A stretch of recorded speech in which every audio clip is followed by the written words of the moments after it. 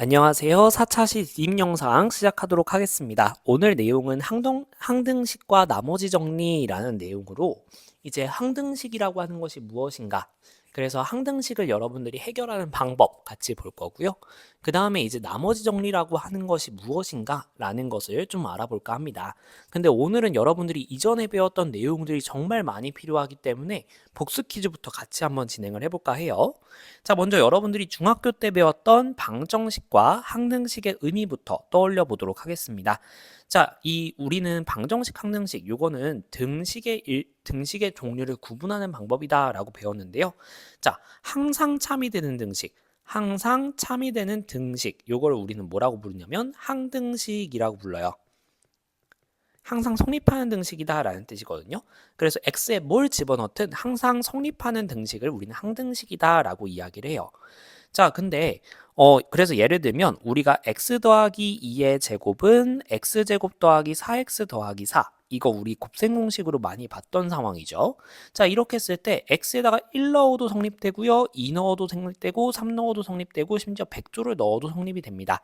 이런 식으로 x에 뭘 집어넣어도 둘은 양쪽이 같은 구조의 식이기 때문에 항상 성립하는 이런 상황을 우리는 항등식이라고 불러요. 자, 한편 만약에 우리가 x 더하기 1은 3이다. 이런 식 같은 경우에는 x 자리에 2가 들어갈 땐 성립이 되지만 만약에 1 같은 거 들어가면 성립이 안 되죠. 2는 3 이런 말도 안 되는 식이 나오니까 이런 식으로 어떤 x 값에 대해서는 성립이 되지만 어떤 x 값에 대해서는 거짓이 되는 그래서 x의 값에 따라서 참거짓이 결정되는 식을 우리는 방정식이라고 부릅니다. 자, 그래서 항등식과 방정식의 의미는 이런데요. 여러분들 요 질문들도 한번 추가적으로 생각해서 나중에 탐구 주제로 잡아보면 어떨까 싶습니다. 자, 그 다음에 이제 x에 대한 항등식이라고 하는 것을 우리가 어떻게 표현할 수 있냐면요. 모든 실수 x에 대해서 항상 성립한다라는 표현도 되고요. 임의의 실수라는 표현도 많이 씁니다. 그리고 x의 값에 관계없이라는 표현 또는 x가 어떤 값을 갖더라도 항상 성립한다. 즉 x에 뭐가 들어가도 다 돼요 라는 뜻을 나타내면 이게 x에 대한 항등식이구나 라고 생각을 해주시면 되겠어요. 자, 그리고 검산식 저번 시간에 선생님이 엄청 강조했는데 오늘 나머지 정리 개념에서 등장을 하게 됩니다. 자, A를 B로 나눴을 때 몫이 Q, 나머지가 R일 때 A라고 하는 나눠지는 식은 어떻게 표현할 수 있다고 했었죠? 그쵸? 나누는 식 B에다가 몫 Q를 곱하고 나머지 R을 더하면 된다라고 얘기했어요. 자, 그래서 이 개념들 지금 머릿속에 잘 넣고 진행해 보도록 하겠습니다. 자, 그래서 오늘은 이제 항등식이라고 하는 것을 주된 주제로 잡아볼 건데요. 항등식이라고 했을 때 주어진 항등식에 모르는 개수, 우리가 그런 것을 미정계수라고 부르거든요. 안일미 정해질 정자예요. 그래서 정해지지 않은 개수다라고 얘기를 하는데요. 이런 개수를 결정하는 방법에 대해서 보려고 합니다. 자, 그럼 먼저 우리 항등식의 정의로부터 출발을 하는 거예요. 항등식, x에 뭐가 들어가든 다 성립하는 거라고 했잖아요. 그래서 쉬운 값을 넣어가면서 a, b, c 값을 결정하기 위한 식을 세워볼 겁니다. 자, 그래서 먼저 x에다가 0 넣어볼 거예요. 그러면 x 부분에 0이 들어가면서 여기 사라질 거고 여기 사라지겠죠. 그래서 c는 0이라는 식이 나오게 됩니다. 자, 그 다음 쉬운 거 뭐가 있을까요? 그쵸? x는 1 있죠. 그래서 1을 대입해 주게 되면 여기 1, 여기 1. 그래서 a 더하기 b 더하기 c는 0이다 라는 식이 나오게 됩니다. 자, 그 다음에 쉬운 식은 2보다는 마이너스 1 대입하면 좀 더 쉬워지지 않을까요? 그래서 마이너스 1을 대입하면 여기 마이너스 1의 제곱이니까 플러스 1이 될 거고 얘는 마이너스 1이 되면서 a 빼기 b 더하기 c는 0이다 라는 식을 얻어낼 수 있게 됩니다. 자, 그러면 모르는 문자 3개, 식 3개니까 우리가 이 문자들의 값을 다 결정해 줄 수 있어요.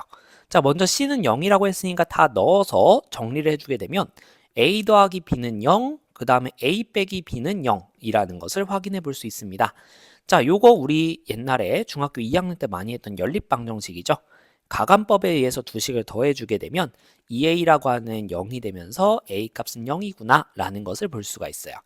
그럼 그 애를 다시 한 개의 식으로 가져가서 대입을 해보게 되면 b도 0이구나 라는 것을 찾아내게 되면서 결과적으로 A도 0이고 B도 0이고 C도 0이어야 된다. 이렇게 볼 수 있겠습니다.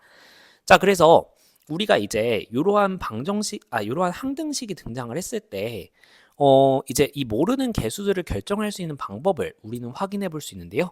일단 첫 번째, 원하는 값을 몇 개 넣어가면서 그러니까 x의 수치를 대입해 가면서 모르는 개수를 찾아내는 방법. 이걸 우리는 조금 어려운 말로 수치 대입법이라고 합니다.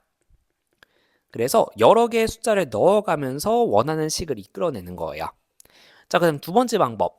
이렇게 x에 대한 식, 얘가 0이다. 이렇게 했을 때, 좀 이따가 이걸 응용을 한번 해보려고 해요. 그럴 때 양쪽을 비교하는 거예요. 그래서 양쪽의 개수들을 비교하면서 구하는 방법을 우리는 개수비교법이라고 합니다. 자, 조금 더 응용된 버전을 보도록 할게요. 자, 이번에는 x에 대한 항등식인데 양쪽의 식이 주어져 있는 거예요. 이렇게 됐을 때는 우리가 어떻게 구할 것인가? 라는 건데요. 우리가 알고 있는 건 얘가 0일 때, 한쪽이 0일 때 모든 개수들이 다 0이 되어야 된다라는 건 알고 있잖아요. 그래서 요 식에서 오른쪽 식을 전부 다 왼쪽으로 몰 겁니다. 그러면 ax제곱 빼기 a 프라임 x제곱 이렇게 되니까 a 빼기 a 프라임 x제곱 이렇게 되겠죠. 그 다음에 더하기 마찬가지로 b 빼기 b 프라임 x 더하기 c 빼기 c 프라임 이렇게 되면서 얘가 0이다 라는 식으로 이끌어내게 될 거예요. 자, 그럼 우리 아까 봤던 그 내용에 따라서 a 빼기 a 프라임도 0이어야 되고 b 빼기 b 프라임도 0이어야 되고 c 빼기 c 프라임도 0이어야 된단 말이죠. 자, 그럼 얘를 정리해 주게 되면 a랑 a 프라임 같아야 되고요. b랑 b 프라임 같아야 되고 c랑 c 프라임 같아야 돼요. 자, 그래서 이러한 결론을 얻어낼 수 있는데 이걸 자세히 처음식으로 가서 생각을 해보게 되면 결과적으로 x제곱의 앞에 있는 개수끼리 같아야 되고 x 앞에 있는 개수끼리 같아야 되고 숫자끼리 같아야 된다. 그러니까 똑같이 생긴 애들끼리 서로 같아야 된다라는 게 가능해요. 그래서 똑같이 생긴 항들의 개수끼리 같아야 되는구나. 그래서 양쪽의 개수를 비교해주면 되겠구나. 이렇게 우리가 결론을 얻어낼 수 있는데 요거를 우리는 개수 비교법이라고 한다.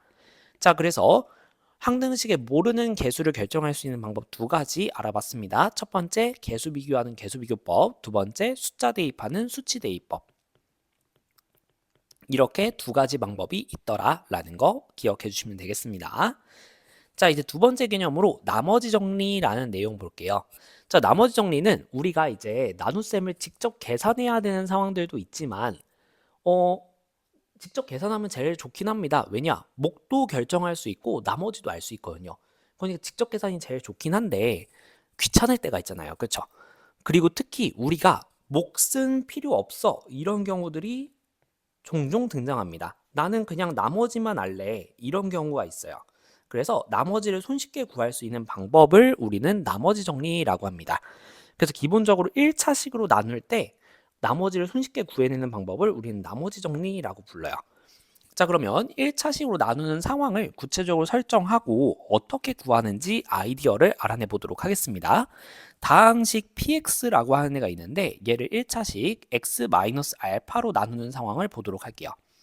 이렇게 했을 때 목과 나머지를 이렇게 설정을 해보면 검산식에 의해서 나눠지는 식 px라고 하는 애는 나누는 식 x-알파에다가 몫을 곱하고 거기에다가 나머지를 더하는 상황이 나오게 됩니다. 자, 근데 우리 이 qx는 구하고 싶지 않고요. 나머지만 궁금해요. 그러면 얘 분명히 존재하는 건데 얘를 무시하고 싶다라고 한다면 0 곱하기 어쩌고 이렇게 만들어버리면 되지 않을까요? 그래서 앞에 있는 식을 0으로 만들어버리는 방법을 선택해보자. 그러면 x에다가 알파를 대입하게 된다면 앞에 식이 0이 되겠죠. 그래서 x는 알파를 대입해서 식을 다시 보게 된다면 좌변은 이제 p 알파가 될 거고요. 걔는 0 곱하기 q에다가 0 알파 대입한 거, 그 다음에 더하기 r 이렇게 될 텐데 q 알파가 얼마인지는 몰라요. 하지만 어차피 0이랑 곱해지니까 얘는 사라질 거예요. 그래서 나머지를 우리는 p 알파 주어진 다항식에다가 이 1차식을 0으로 만드는 값을 대입한 값, 걔가 나머지가 되더라 라는 것을 알아낼 수 있는데요. 이 결론을 우리는 나머지 정리라고 이야기를 합니다. 자, 예제를 통해서 같이 볼게요. px가 x제곱 더하기 2x 더하기 3으로 주어져 있는데 얘를 1차식 x-2로 나누었을 때 나머지를 구해라 라고 했어요. 뭐 궁금하지 않아요. 자, 그렇다면 우리 어떻게 한다? 그쵸? 이 나누는 1차식을 0으로 만드는 값이죠. 그거를 대입해 보겠다라는 거죠. 그러면 r이라고 하는 애는 P2가 될 거고, 그래서 4 더하기 4 더하기 3, 즉 11이 될 것이다 라는 건데요. 요거를 우리가 원리로 생각을 해보면 PX라고 하는 애가 X-2로 나누었을 때 몫이 얼마 있을 것이고 나머지가 R 이렇게 주어질 텐데 X에다가 2를 대입해 버리게 되면 이쪽 부분이 사라질 거라는 거죠. 그래서 R을 구할 수 있는 원리가 되겠더라 라는 거. 그러니까 이 나머지 정리라고 하는 거 여러분들이 따로 외울 필요가 없어요. 결과적으로 검산식으로부터 나오는 거기 때문에 검산식 한 줄 써주고 그 상황에서 QX를 무시해주기 위한 방법만 잘 이해해 주시면 이 나머지 정리는 별도로 외울 게 아니다 라는 거 말씀을 드립니다. 자, 그러면 특히 이 나머지 정리에서 나머지가 0이 되는 특수한 경우가 있어요. 자, 그러면 R이 0인 경우는 우리가 검산식의 상황에서 어떤 상황이냐면 PX라고 하는 것이 즉 이제 나머지가 0인 경우인데 이걸 검산식의 상황에서 생각해 보면 A라고 하는 것이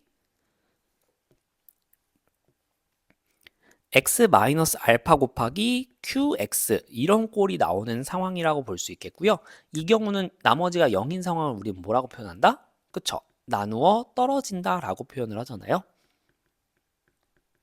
그래서 나머지 정리의 상황 중에서도 특히 나머지가 0인 거, 즉 나누어 떨어지는 상황을 우리는 인수정리라고 부르고 그때 검산식의 상황을 보게 되면 x-알파 곱하기 어쩌구 이런 형태로 나타나더라 라는 것을 볼 수가 있습니다.